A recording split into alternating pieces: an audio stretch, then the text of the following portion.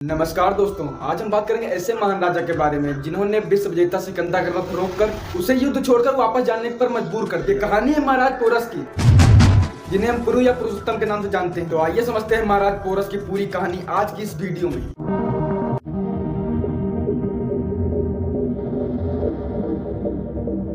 विदेशना में आज सिकंदर महान के भारत पहुंचने और पोरस से लड़ाई की कहानी। सिकंदर की सेना को 20 दिन लगे।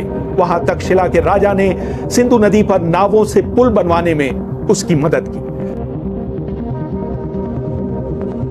महाराज पोरस का जन्म 370 से 360 बीसी के बीच में हुआ था। उनके पिता महाराज बामनी थे जो पौरव राष्ट्र के राजा थे, जो कि वर्तमान पंजाब और पाकिस्तान का क्षेत्र है। और उनकी मां थी पेरसिला के महाराज आम्बिक की बहन अनुसुईया। महाराज बामनी और महाराज आम्बिक के आपसी संबंध गहरे नहीं थे, जिसका फायदा उठा के महाराज बामनी के बड़े भाई शिवदत्त महाराज आम्बिक के साथ मिलकर षड्यंत्र किया और राज्य हासिल करना चाहा।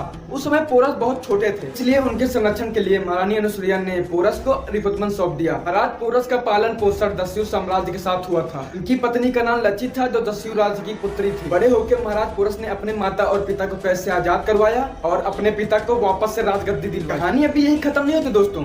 आगे चल के जब पोरस राजा बने तो एक ऐसा युद्ध हुआ जिसकी वजह से आज भी सबके दिल में पोरस अमर। सिकंदर मेसोपोटामिया का शासक राजा, जो कि राजा फिलिप और रानी एलम्पिया का पुत्र था, जो विश्व विजय यात्रा पर निकला था। ईरान, सीरिया, मिस्र, मेसोपोटामिया, फिनिशिया, दिया, गाजा, बैक्टीरिया को जीतते हुए उसकी नजर सोने की चिड़िया कही जाने वाली भारत पर पड़ी। भारत में अंतशिला के राजा अम्भिराज और पुरु राष्ट्र के बीच संबंध अच्छे नहीं थे। इसका फायदा उठाते हुए सिकंदर अम्भिराज से मिलकर पूर्वा राष्ट्र पर आक्रमण कर दिया, जहां उसका सामना महाराज पोरस से हुआ। सिकंदर के सेना में लगभग 50,000 सैनिक थे, जिसका सामना महाराज पोरस ने अपने 20,000 सैनिकों के साथ किया, जिसे बैटल ऑफ हाइडेस्पेस कहा जाता है। ये युद्ध झेलावेदी के तट पर हुई थी। इसे ही इतिहास का बैटल ऑफ झेलम भी कहते हैं। लगभग 10 दिन चले इस युद्ध में महाराज पोरस हार गए, लेकिन उन्होंने अपने हाथों से तलवार नहीं छोड़ी। उनके ऐसे ही देश प्रेम और साहस को देखकर सिकंदर ने भी अपना सर झुका लिया। उसने सम्मान स्वरूप अपनी तलवार महाराज पोरस को भेंट में दे दी और अपनी विजय यात्रा को छोड़कर वापस जाने का निर्णय ले लिया। दोस्तों, ऐसे महान राजा जो कि सिकंदर को भी घुटने पे आने पर मजबूर कर दिया। और महाराज पोरस की कहानी यही खत्म नहीं होती।